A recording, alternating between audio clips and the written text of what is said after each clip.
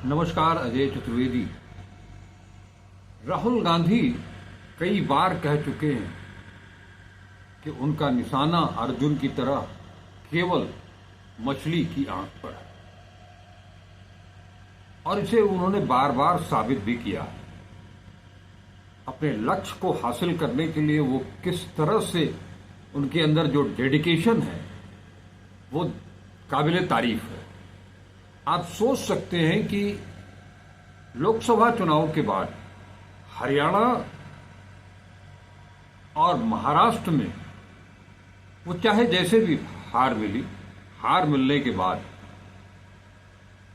उन्होंने पूरा फोकस केंद्रित कर दिया है बिहार के ऊपर। ये दीगर बात है कि महाराष्ट्र और हरियाणा में भी उन्होंने पूरी जान लगा दी थी, लेकिन वहां शासन सत्ता दिल्ली की हुकूमत और उनकी जो अपनी इलेक्टोरल पॉलिटिक्स और उससे जुड़ी जो रणनीति है, जो तकनीक है, जिसमें कि ईडी है, सीबीआई है, चुनाव आयोग तक है, ये सब का जिक्र बार बार आता है, जिसके चलते उन्हें पराजय झेलनी पड़ी।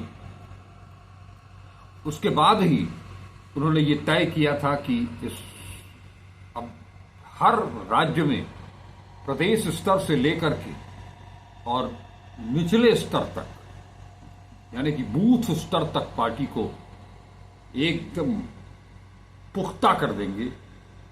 इसी लिहाज से सब कुछ बदल दिया गया। कम से कम बिहार में तो ये काम हो ही गया है। अब जो उनकी रणनीति है, जो उनका एम है, हर तरफ से अब की बार किसी कीमत पर एनडीए की सरकार को सत्ता पर काबिज नहीं होने देना है। आप सोच सकते हैं 2025 में जनवरी से लेकर के ये 5वां महीना चल रहा है और अब तक 4 दौरे वो बिहार का कर चुके। 5वां दौरा भी इसी महीने के अंत में होने जा रहा है। संभवतः 27 मई को वो बिहार पहुंच रहे हैं और अब उनका निशाना, हालांकि वो सोशल जस्टिस की बात करते हैं, वंचितों की बात करते हैं, जिसमें वो दलित, महादलित, पिछड़ा, अति पिछड़ा, आदिवासी, कमजोर तबका, आर्थिक रूप से विपन्न तबका, छात्र, युवा, महिला और इन सब से को जोड़ करके जाति जनगणना, आरक्षण का कैप 50% तोड़ना, निजी शिक्षण संस्थाओं, स्कूलों, कॉलेजों, यूनिवर्सिटीज में कानून के मुताबिक उन्हें आरक्षण देना, ये सारी कवायद है। यानी उनके निशाने पर उनका जो लक्ष्य है, निशाने पर यहां न कहें, उनका जो लक्ष्य है वो हर हाल में दलित, महादलित, पिछड़े, अति पिछड़े, आदिवासी, महिला, युवा, छात्र, इन सब को कांग्रेस से जोड़ना है और कांग्रेस को मजबूत करना है। आपने देखा होगा कि पिछली बार जब वो बिहार पहुंचे, दलितों, महादलितों, अति पिछड़ों से बात करने के लिए अंबेडकर कल्याण छात्रावास में पूरी शासन ने पूरी ताकत लगा दी।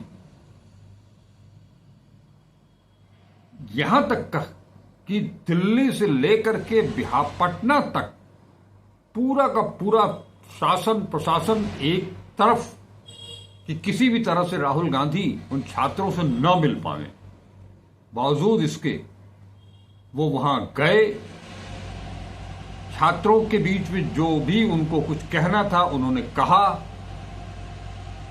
अपनी बात को इस तरह से प्रस्तुत किया और उसके बाद एक छात्र को खड़ा करा करके अपनी ही बातों को उसके मुख से निकलवाना, ये कोई आसान काम नहीं है। और बिहार की जो स्थिति है उसे आप अच्छी तरह से देख रहे हैं। 30 साल हो गए, 30 साल तब से वहां कांग्रेस एकदम साफ थी, चाहे वो लालू प्रसाद यादव का कार्यकाल रहा हो या अब नीतीश कुमार का। लेकिन इन वर्षों में कांग्रेस धीरे धीरे मिट चुकी थी, वहां से कोई नाम लेवा नहीं था। लेकिन उनकी जो स्ट्रेटजी थी, उस स्ट्रेटजी ने बिहार में कांग्रेस की फिजा तो बना दी है, हवा बना दी है। इससे डर नीतीश कुमार को तो है ही, भारतीय जनता पार्टी को है ही। भले ऊपरी तौर पर तेजस्वी यादव राहुल गांधी के साथ खड़े दिखाई दे, लेकिन उन्हें भी ये लगता है कमोबेश कि अगर कांग्रेस फिर से बिहार में अपनी पूरी ताकत के साथ खड़ी हो गई तो उनका क्या होगा। लेकिन कांग्रेस, राहुल गांधी वो हमेशा गठबंधन की बात करते हैं। वो बात हमेशा यही करते हैं कि सबको साथ लेकर के चलना है विकास के लिए। इसीलिए वो जाति जनगणना की बात करते हैं, आरक्षण की बात करते हैं। और उनका ये आरक्षण बहुत कुछ कई मायनों में बीआर मंडल के आरक्षण से कई एकदम अलग दिखाई देता है। वो ग्रास रूट तक जाना चाहते हैं और बार बार इसको उन्होंने तेलंगाना में करके दिखाया है।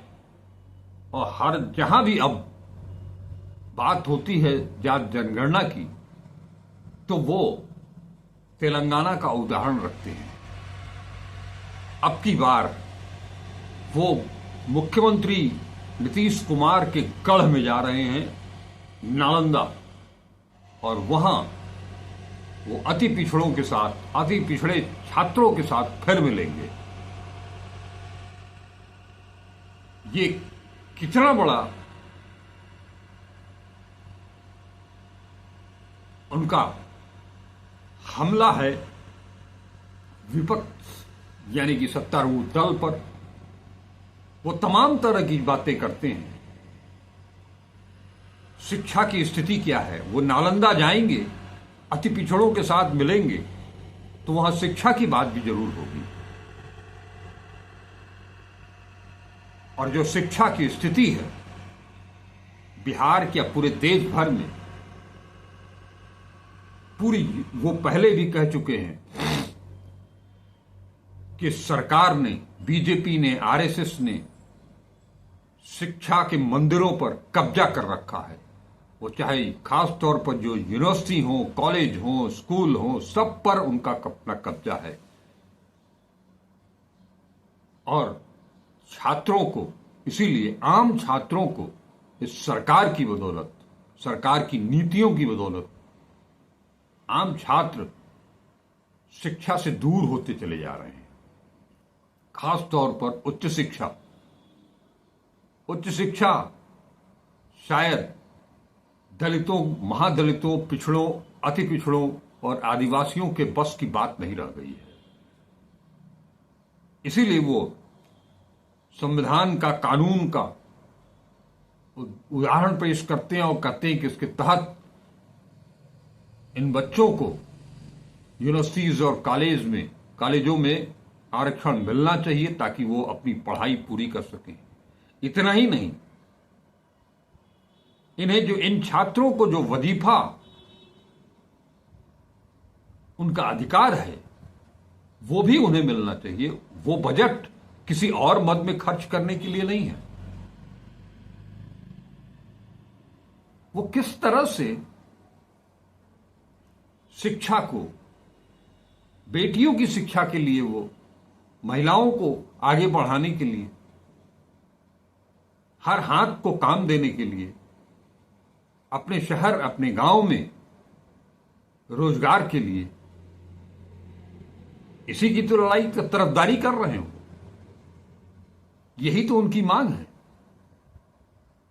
जो समानता, समता, इनकी बात करता है, उसे बच्चों से मिलने से रोका जाता है। लेकिन क्या फर्क पड़ता है, 1.5 किलोमीटर हो या 3 किलोमीटर हो, जो आदमी, जो इंसान कन्याकुमारी से कश्मीर तक 4-4.5 हजार किलोमीटर पैदल चल सकता है, उसके लिए 1.5 किलोमीटर या 3 किलोमीटर कोई फर्क नहीं पड़ता। आम लोगों के साथ जो सड़क पर चल सकता है कन्याकुमारी से कश्मीर तक, उसके लिए वो दरभंगा की सड़कें कोई खास मायने नहीं रखती। और चुटकी भी ले लेते हैं वो। जब उनके ऊपर एफआईआर किया गया तो वो कहते हैं कि 30-32 मेडल तो बहुत पहले से हैं, 1-2 और सही, ये तो मेडल है जो उनकी सीने पर चस्पा होता चला जा रहा है। क्योंकि वो अच्छी तरह से जानते हैं कि वो जो लड़ाई लड़ रहे हैं वो अपने लिए नहीं, बल्कि देश के लिए, देश के नागरिकों के लिए। वो शख्स एक बार फिर बिहार में तहलका मचाने के लिए पहुंचने वाला है, और ज्यादा नहीं, बस दिन गिनिए, हो सकता है वो अगले हफ्ते नालंदा में आपको दिखाई दे। अगले हफ्ते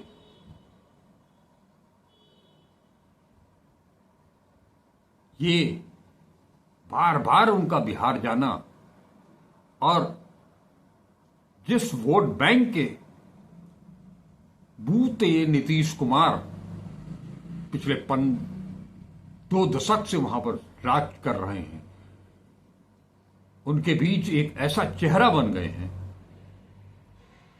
कि कोई उन्हें छोड़ना नहीं चाहता। और उनका यही वोट बैंक ही है जिसके चलते बीजेपी उनको अभी ये कहने से गुरेज कर रही है कि वो मुख्यमंत्री, अगला मुख्यमंत्री कौन होगा। केवल और केवल यही कहा जा रहा है कि नीतीश बाबू के नेतृत्व में ही चुनाव लड़ेगी एनडीए।